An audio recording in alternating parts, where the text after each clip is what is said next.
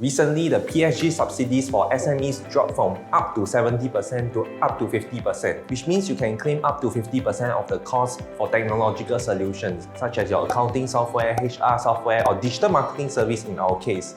It was quite a sudden change and businesses were scrambling to submit their application before the deadline because we only had 1 month to react. Nonetheless, as a PSG vendor, we maxed out most of our quota for digital marketing solutions and we had to give the chance to those businesses that really needed digital marketing. The reality is that a lot of businesses submit the application but they do not go through with the project eventually after their application has been approved. They basically apply in the heat of the moment because of FOMO, I guess, fear of missing out. They just want to lock in their slot first and decide later. That would take out 1 slot from our limited quota. To prevent that from happening, we had to assess if the business really have the needs for digital marketing or they apply just due to FOMO.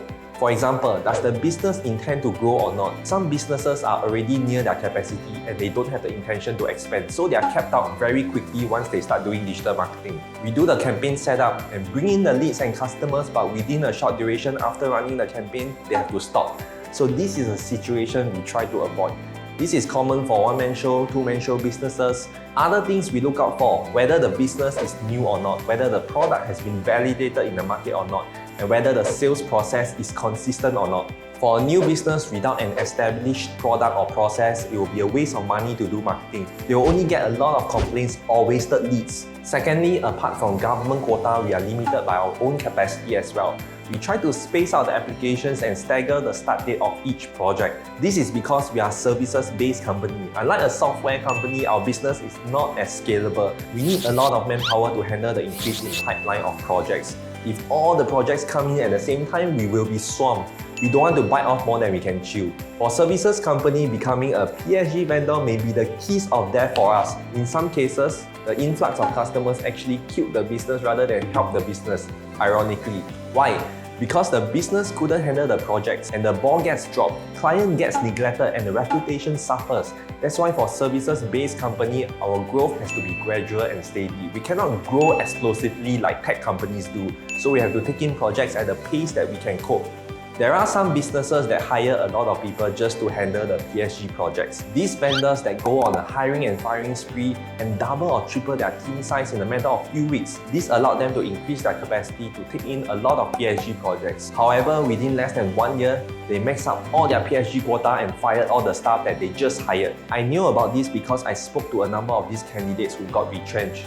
I'm not saying there's anything wrong with this practice, but this is not something we'll follow. It will take a hit on the culture.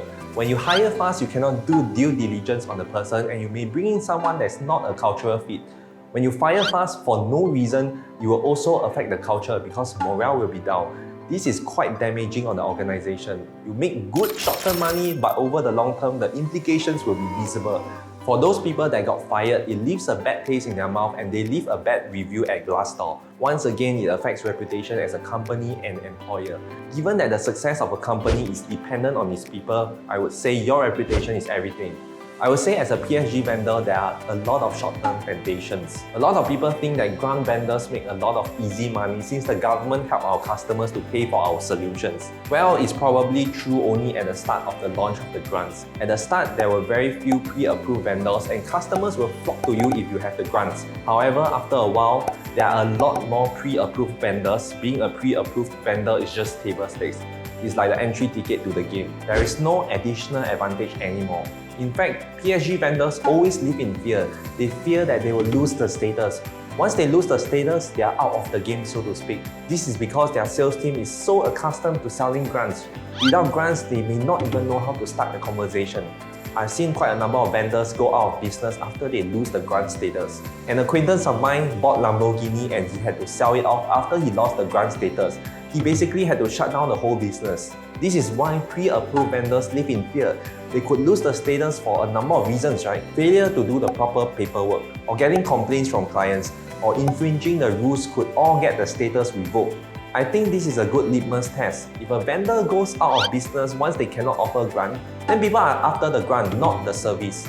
If that's the case, it's a sign that they offer very little value to the market. We don't want to be in this position. So during the grants period, I tell our team, we still continue to sell our normal package as we don't want to be overly reliant on the grants. It's like being reliant on drugs or caffeine, such that once you cut off the caffeine, then you have withdrawal symptoms and you cannot function. It is not very healthy. People have to buy our solution for the value rather than the grant.